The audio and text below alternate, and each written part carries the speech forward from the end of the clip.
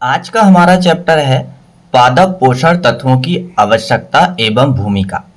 तो पेड़ पौधों को अपना जीवन चक्र पूरा करने के लिए कितने पादप पोषक तत्व की आवश्यकता होती है और वो किस तरह से अपना कार्य करते हैं, और इन्हीं के कारण पेड़ पौधों का जीवन चक्र पूरा होता है। यदि इनकी कमी होती है तो केवल जिस तत्व की कमी है उसी पोषक तत्व द्वारा इनकी पूर्ति की जा सकती है। परंतु यदि मान लीजिए नाइट्रोजन की कमी है तो नाइट्रोजन की कमी केवल नाइट्रोजन उर्वरक देकर ही पूरी की जा सकती है, ना कि दूसरी उर्वरकों के माध्यम से। तो आज की हमारी ये जानकारी जो है सूक्ष्म पोषक तत्व और मैक्रो पोषक तत्व, स्थूल पोषक तत्व और द्वितीय पोषक तत्व, ये सारे जितने भी पोषक तत्व होते हैं जो पेड़ पौधों के लिए आवश्यक होते हैं उनके बारे में हम चर्चा करने वाले हैं। नमस्कार दोस्तों, मैं सचिन राय और आपके अपने YouTube channel PAT with Sachin में एक बार फिर से आपका स्वागत है। यदि आप पहली बार चैनल में विजिट कर रहे हैं तो प्लीज़ मेरी रिक्वेस्ट है कि आप चैनल को सब्सक्राइब जरूर कर लें और यदि वीडियो पसंद आता है तो लाइक करिए। तो चलिए हम देखते हैं, स्टार्ट करते हैं। पादप पोषक तत्वों की आवश्यकता एवं भूमिका। सबसे पहले हम देखेंगे अनिवार्य पोषक तत्व यानी एसेंशियल प्लांट न्यूट्रिएंट। तो ये अनिवार्यता की जो कसौटी है यानी पादप पोषक तत्व की अनिवार्यता की कसौटी है, किसने दिया था, किसने ये बताया था, इसके बारे में हम देखने वाले हैं। तो सबसे पहले हुआ क्या था, criteria of essentiality of plant nutrient was given by Arnon and stout in the year 1939 में। यानी यदि मैं सीधा ये कहूं कि 1939 में ही आर्नोन और स्टाउट ने पादप पोषक तत्वों की अनिवार्यता के बारे में बताया था। लेकिन फिर से क्या हुआ, but it refined by Arnon in 1954। हालांकि ये पादप पोषक तत्व की अनिवार्यता के बारे में आर्नोन और स्टाउट ने 1939 में ही बता दिया था, लेकिन दोबारा से फिर से सिद्ध किया किसने, आर्नोन ने 1954 में, कि पादप पोषक तत्व के बिना पेड़ पौधे अपना जीवन चक्र पूरा नहीं करते हैं। ऐसा इन्होंने अपने शोध में सिद्ध कर दिया। अब आर्नोन एवं स्टाउट के अनुसार और ये खोज कब हुई थी, 1939 में। अभी हम 1939 में जो खोज हुई थी उसी के बारे में देख रहे हैं। पौधों के लिए 16 आवश्यक पोषक तत्व माने गए हैं। इन दोनों वैज्ञानिकों के अनुसार पौधों के लिए 16 पोषक तत्व माने गए हैं। वो कौन कौन से हैं, कार्बन, हाइड्रोजन, ऑक्सीजन, और इन्हें संरचनात्मक तत्व के नाम से भी जाना जाता है। एनपीके, इन्हें प्राथमिक पोषक तत्व के नाम से जाना जाता है। कैल्शियम, मैग्नीशियम, सल्फर, इन्हें द्वितीयक पोषक तत्व के नाम से जाना जाता है। लोहा, मैग्नीज, मोल्टीबेडेनम, बोरान, जिंक, कॉपर एवं क्लोरीन, इन्हें जो है सूक्ष्म पोषक तत्व के नाम से जाना जाता है, जो इनकी भूमि में आवश्यकता बहुत कम होती है और पेड़ पौधों को भी मिलीग्राम में इनकी आवश्यकता होती है। लेकिन ये प्राथमिक पोषक तत्व और द्वितीयक पोषक तत्व को भूमि में किलोग्राम के हिसाब से आवश्यकता होती है, मतलब इनकी मात्रा ज्यादा चाहिए। अब इसके बाद में बात आती है वर्तमान में पौधों के लिए। वर्तमान में यदि हम बात करें, वर्तमान में पौधों के लिए 17 पोषक तत्व आवश्यक है। वह 17वां खोजा गया पोषक तत्व निकिल है। वर्तमान में जो है हमें ये लाइन समझना पहले। ब्राउन व उसके सहयोगी 1987, कब की बात है, 1987, वैज्ञानिकों ने निकिल को 17वां आवश्यक पोषक तत्व माना। 16 पोषक तत्व तो हमारे पास 1939 में ही मिल गए थे आर्नोन और स्टाउट के द्वारा। ये 16 पोषक तत्व ही भूमि में बहुत ज्यादा आवश्यक है पेड़ पौधों का अपना जीवन चक्र पूरा करने के लिए, और इनकी कमी केवल यही पोषक तत्व कर सकते हैं। दूसरा पोषक तत्व डालकर इनकी कमी पूरी नहीं की जा सकती, ऐसा इन्होंने अपने शोध में बताया। और बाकी में ये बात सही है। यदि फास्फोरस की कमी है तो फास्फोरस युक्त उर्वरक या फास्फोरस युक्त पोषक तत्व देकर ही हम पूर्ति कर सकते हैं, ना कि पोटाश देकर। ये बात बहुत परफेक्ट है। तो इसके बाद 16 पोषक तत्व के बाद 17वां पोषक तत्व की खोज ब्राउन और उनके सहयोगी ने 1987 में किए, और वो 17वां पोषक तत्व कौन सा था? निकिल था। और यह पोषक तत्व जो है आवश्यक माना जाता है। यह जो वर्तमान में पौधों के लिए 17वां पोषक तत्व आवश्यक है, वह 17वां खोजा गया पोषक तत्व का नाम निकिल है। तो आपको कितने पोषक तत्व पौधों को देना चाहिए और कितने पौधों को आवश्यक होते हैं वर्तमान में, ये आपको समझ में आ गया होगा। अब हम आगे एक एक करके बहुत अच्छे से समझने वाले हैं। यदि वीडियो पसंद आता है तो लाइक जरूर करिए। ये क्लास जो है समस्त एग्रीकल्चर के जो भी एग्जाम है, चाहे पीएससी का एग्जाम हो या एग्रीकल्चर का कोई छोटा एग्जाम हो, जैसे ग्राम सेवक वगैरह, वरिष्ठ कृषि विस्तार अधिकारी, और भी बहुत सारे एग्रीकल्चर में एग्जाम होते हैं, सभी के लिए मोस्ट इम्पोर्टेंट होने वाला है। तो बिल्कुल प्लीज आप इसे एक बार जरूर देखें। तो चलिए अब हम एक एक पोषक तत्व के बारे में देखते हैं कि बेहद पोषक तत्व की श्रेणी में कौन कौन से पोषक तत्व आते हैं, प्राथमिक पोषक तत्व में कौन से आते हैं, द्वितीयक पोषक तत्व में कौन से आते हैं, बुनियादी पोषक तत्व में कौन से आते हैं, और सूक्ष्म पोषक तत्व में किनको गिना जाता है। इन सभी के बारे में हम अब चर्चा करेंगे। तो सबसे पहले हमारे सामने जो है पोषक तत्वों की पादप द्वारा आवश्यक मात्रा के आधार पर पोषक तत्वों को निम्न अनुसार वर्गीकृत किया गया है। तो पहला देखते हैं हम इनको किस नाम से जाना जाता है। मैक्रोन्यूट्रेंट को स्थूल पोषक तत्व या बेहद पोषक तत्व या मुख्य पोषक तत्व। ये मैक्रोन्यूट्रेंट को 3 नाम से जाना जाता है, या तो आप स्थूल बोल दीजिए या मुख्य बोल दीजिए या बेहद पोषक तत्व। अब इनकी और क्या विशेषता है? जिन पोषक तत्वों की पौधों को अधिक मात्रा, मतलब ये ऐसे पोषक तत्व है कि इनकी अधिक मात्रा आवश्यक होती है पौधों को, केजी या 1000 केजी और ग्राम प्रति केजी में आवश्यकता होती है, इन्हें स्थूल पोषक तत्व कहते हैं। अब ये स्थूल पोषक तत्व को 2 श्रेणी में रखा गया है, प्राथमिक पोषक तत्व प्राइमरी न्यूट्रेंट, और दूसरा है सेकेंडरी पोषक तत्व जिसे द्वितीयक पोषक तत्व के नाम से जाना जाता है। अब प्राथमिक पोषक तत्व में हम देखें तो मोस्टली जो है एनपीके है, और इनकी आवश्यकता जो है प्रारंभिक अवस्था, यानी कि ये जो प्राथमिक पोषक तत्व है इनकी आवश्यकता प्रारंभिक अवस्था यानी बीज के अंकुरण से ही होती है। मतलब इनको तुरंत ही देना पड़ता है, जैसे आपने फसल की बीजों की बुआई की है और आपको उसी समय देना पड़ेगा, क्योंकि प्रारंभ में ही इनकी आवश्यकता पड़ने लगती है। अब बात आती है द्वितीयक पोषक तत्व की। तो द्वितीयक पोषक तत्व में क्या है? द्वितीयक पोषक तत्व सेकेंडरी न्यूट्रेंट।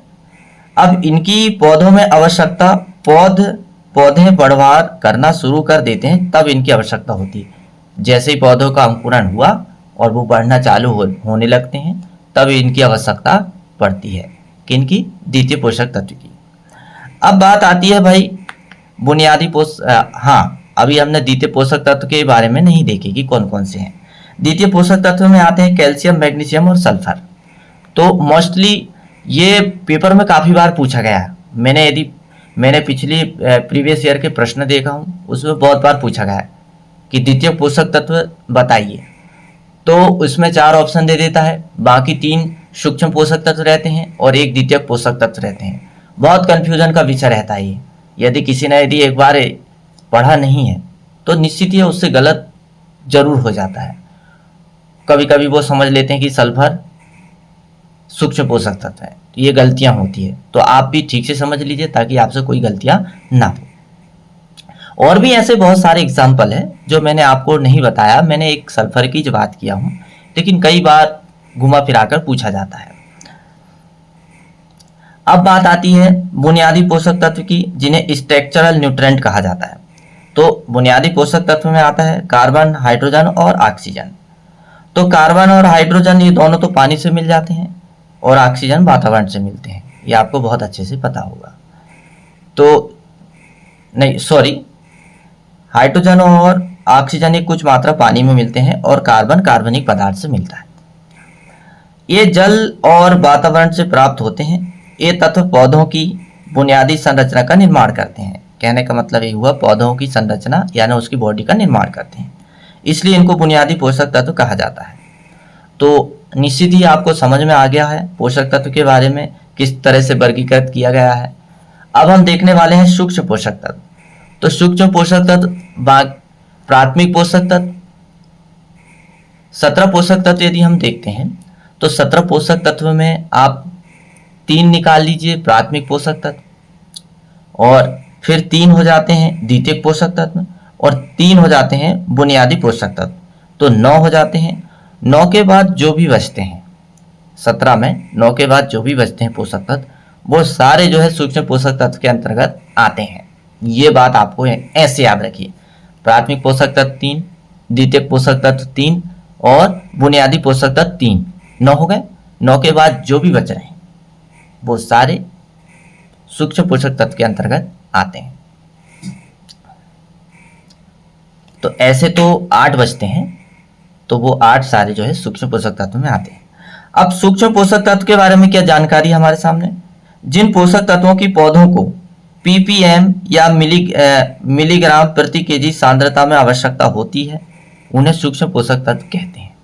उन्हें क्या कहते हैं? सूक्ष्म पोषक तत्व। उन्हें सूक्ष्म पोषक तत्व कहते हैं। और इनके और भी दूसरा नाम है, इनका जो नाम है इनको ट्रेस तत्व भी कहते हैं। ये जो है RPSC AO में 2009 में ये प्रश्न आया था और RPS AO में 2012 में भी ये प्रश्न आया था। तो चलिए हम देखते हैं ट्रेस पोषक तत्व में कौन कौन से आते हैं। लोहा, manganese, zinc, copper, boron, molybdenum, chlorine और निकिल, ये सारे जो है बचे जो 8 रहते हैं, ये सभी जो है ये जो है सूक्ष्म पोषक तत्व यानी माइक्रो न्यूट्रिएंट इन्हें कहा जाता है। इनमें सबसे अधिक मात्रा में लोहा की आवश्यकता होती है। यदि ये सूक्ष्म पोषक तत्व में हम देखें तो सबसे अधिक मात्रा में लोहा की आवश्यकता होती है।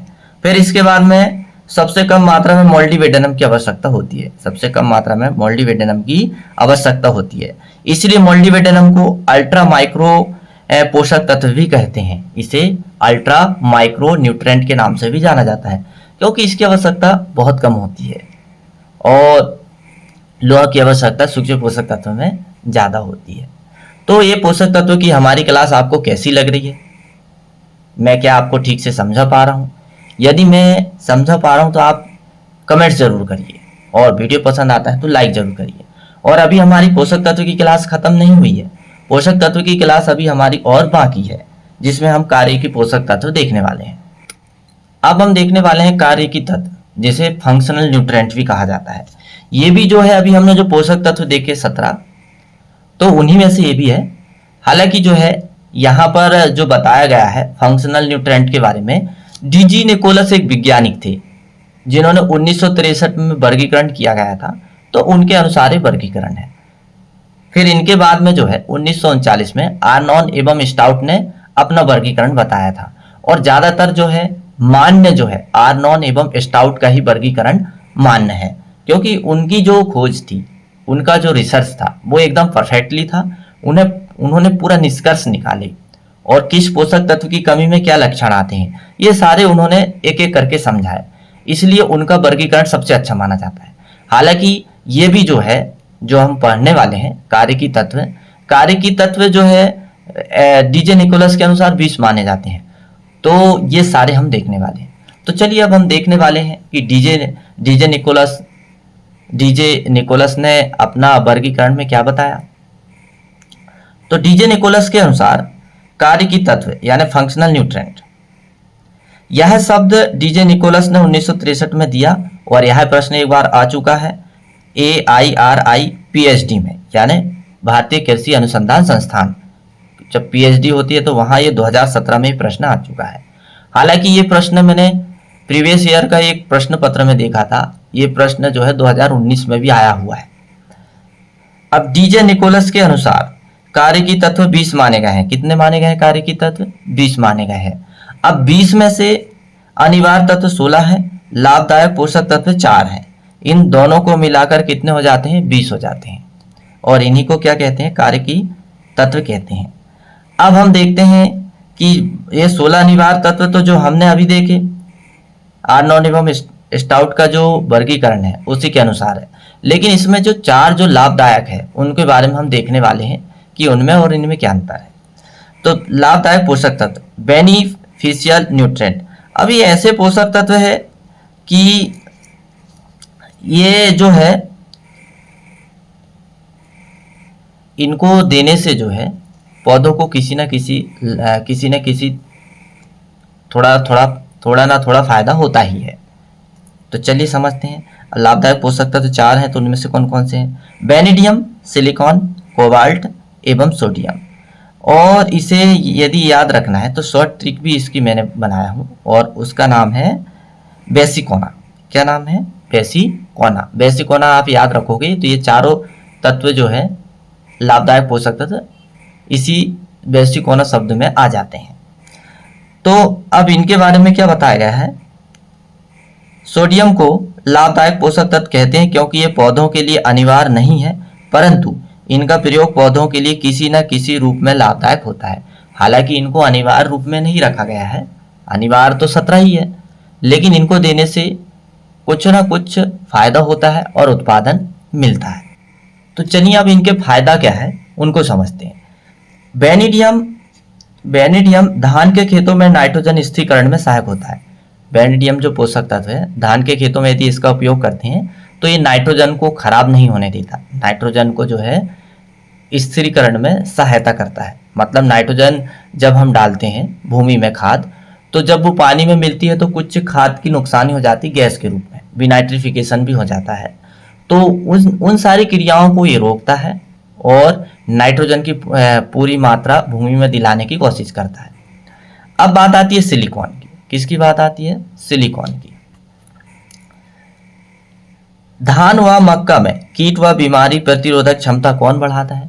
धान और मक्का की फसल में कीट से लड़ने की शक्ति और बीमारी से लड़ने की शक्ति सिलिकॉन ही देता है। कौन देता है? सिलिकॉन। अब बात आती है कोबाल्ट। कोबाल्ट तो ऑलरेडी जो विटामिन B12 का घटक ही है, ये आपको बहुत अच्छे से पता होगा। अब सोडियम चुकंदर व कैम पौधों में परासरणी दाब नियमित करता है। सोडियम जो है चुकंदर व कैम पौधों में परासरणी दाब नियमित करता है। तो ये सारे इनके कार्य है। अब हम देखने वाले हैं